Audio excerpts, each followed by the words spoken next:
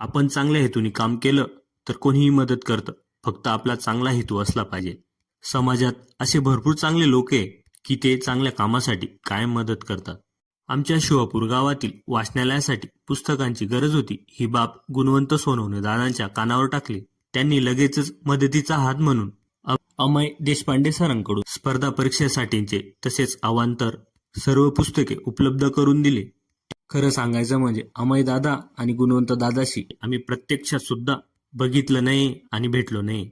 फक्त फोनवर बोलून ही पुस्तकांची एवढी मोठी मदत त्यांच्याकडून मिळाली आहे. ते कुठे पुण्याला राहतात आणि आम्ही कुठे चाळीसगावातील एका छोट्याशा खेड्यात राहतो, तरी सुद्धा त्यांनी ही मदत करून आमच्यावर उपकार केलाय. त्यामुळे तुमचे अंतकरणापासून खूप खूप धन्यवाद. गुणवंत दादा आणि अमय दादा, आम्ही सर्व मिळून तुम्हाला एक वचन देतो की तुमच्या या विश्वासाला सार्थ ठरवून तालुक्यातील सर्वात चांगले वाचनालय करून दाखवू. धन्यवाद.